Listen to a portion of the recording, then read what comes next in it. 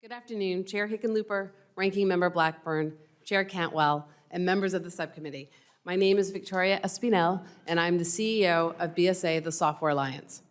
BSA is the advocate for the global enterprise software industry. BSA members are at the forefront of developing cutting-edge services, including AI, and their products are used by businesses across every sector of the economy.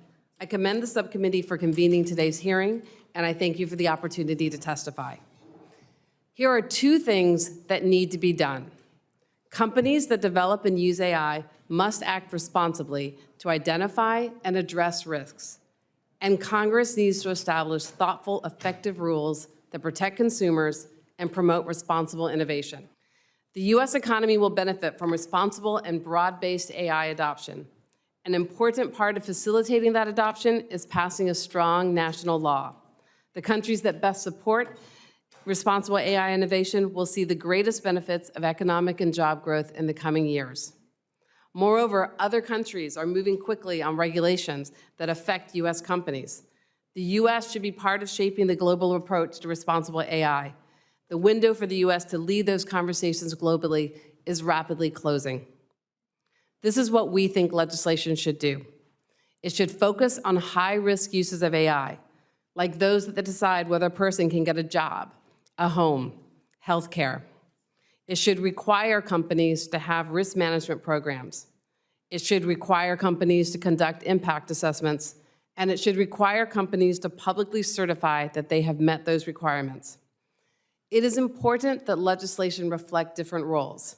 Some companies develop AI. Some companies use AI. Our companies do both, and both roles have to be covered. Legislation should set distinct obligations for developers and users because each will know different things about the AI system in question, and each will be able to take different actions to identify and mitigate risks. So my message to Congress is simple.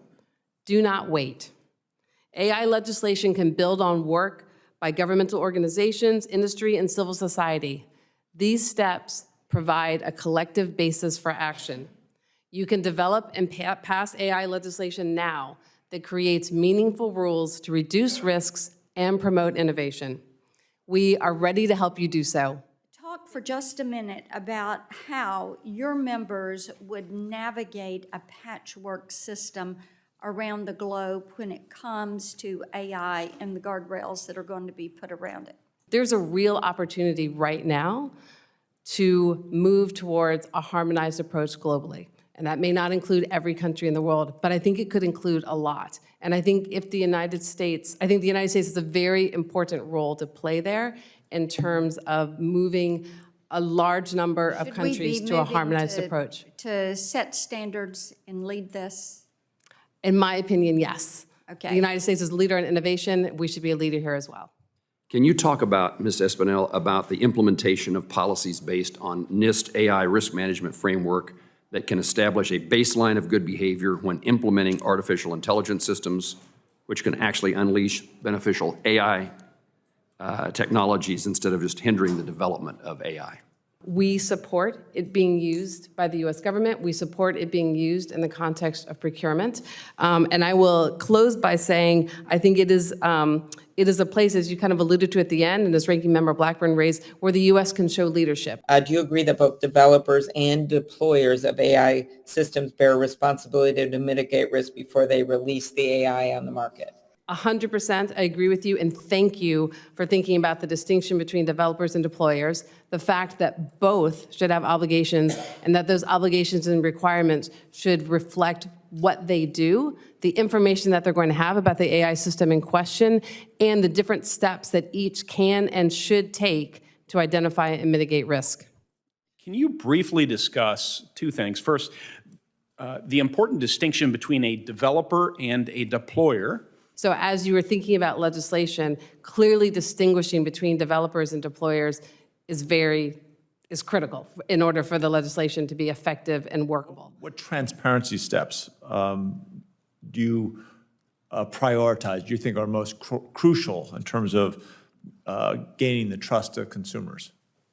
having a requirement for impact assessments by developers or deployers in high-risk situations, having a strong national law from the United States, I think is very important in terms of protecting consumers and our economy. And then going to your last point, I think it's also very important for the United States to have an affirmative model of effective legislation when other countries are moving quickly to regulate. And I think having the United States be a leader in shaping that conversation and the global approach to responsible AI is critically important.